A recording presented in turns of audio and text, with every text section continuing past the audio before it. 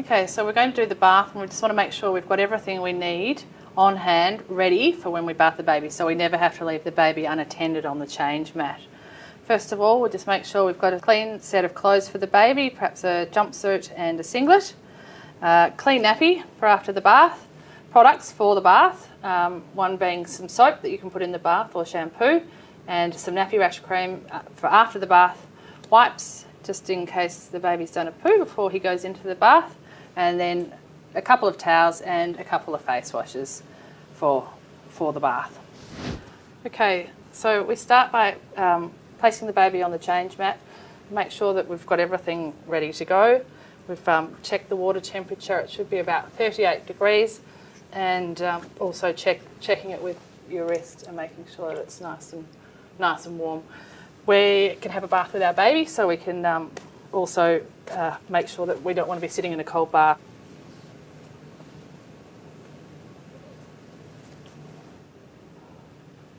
All right, so unwrapping the baby, getting the baby undressed, take all his clothes off but leaving his nappy on.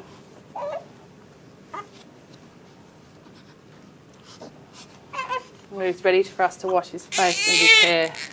Babies always cry when you unwrap them, so to make him feel secure again, we wrap him in a clean towel and wrap his arms in, nice and secure. Should settle him a little bit.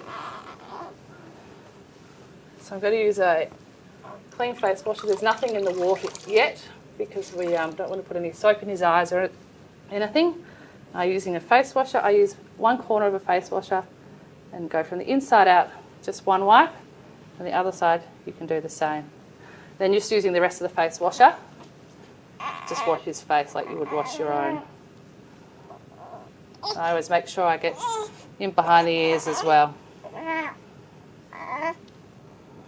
So we can now wash the baby's hair. I tuck him in under my arm, holding him around the back of the neck, and then tucking him in under my arm like a football.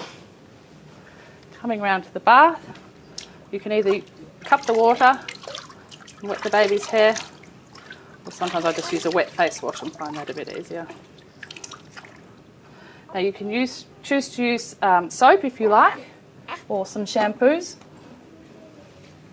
I've got this little foaming one. And using my fingertips and my nails, I give the baby a good wash, hair a good wash.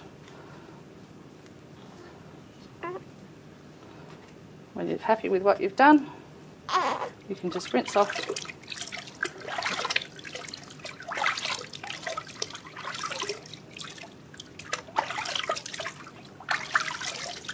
all the shampoo. At this stage you can add some bath solution if you want to the bath.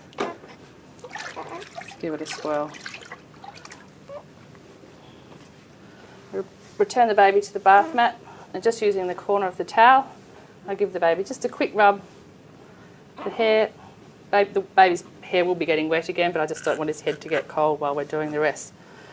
So now we remove the nappy. We've saved the towel from getting wet, and just to take the nappy off, I grab the baby's feet and then remove the nappy.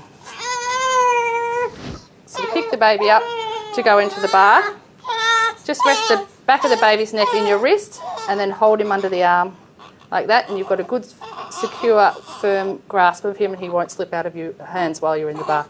Then I usually grab his legs securely, or his bottom, whatever you feel comfortable doing, and then bring him across to the bath. And then just slowly put the baby into the bath. Just let him get used to it. I've made it really nice and deep and warm. The first thing we do when we go into a bath is put as much of our body under the bath as we can. The babies are pretty similar to us. They like things that we do, so they like to be warm as well.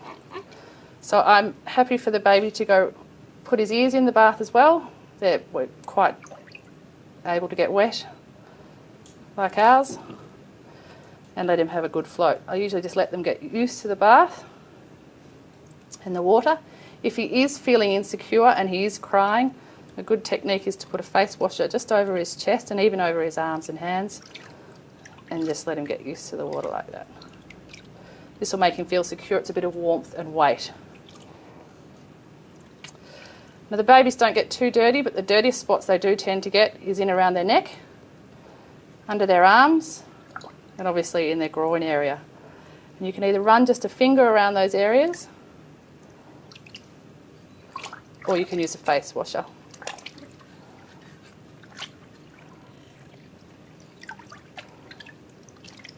Talk to your baby, reassure him, and just let him have a nice float. If he's relaxed, you can even let him stay there as long as he's warm, and let him have a little snooze. If the environment's still nice and warm and he's relaxed, just let him float.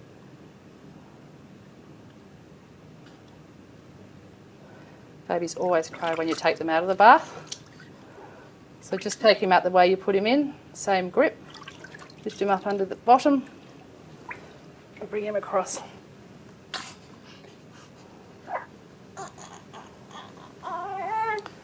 Always wrap the baby up. Go with your instincts and make him feel secure again. Just dry the top of his head again. The head's the only part you rub dry. Give him a good dry, and the rest of the body you just pat dry with the towel. Just making sure that you get in all those crevices, lifting up the arm, patting under there, into the neck.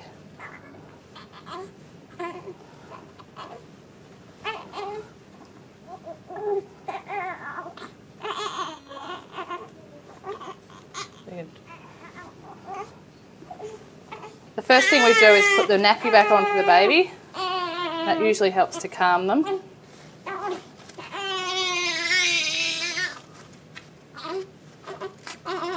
Nice firm nappy. If the baby did have any nappy rash, you could put some cream on his bottom, some zinc. And for the singlet, I just bunch it up, put his face through first and then the rest of his head. And then guide his little hands through the arms of the singlet. At this stage I would get rid of the wet towel as well from underneath him so he doesn't wet his clothes. And then we can dress him in whatever his mother chooses.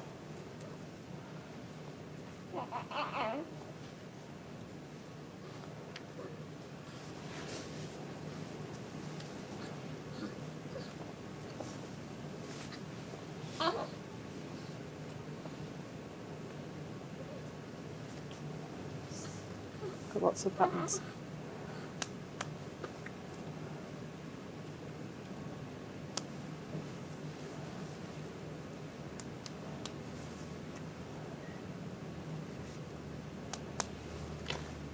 If the baby did have buttons on his back, on the back of the clothes, don't be afraid to put him on his tummy at this stage. Babies are able to lift and turn their heads. And you could do the buttons up if he had some down the back.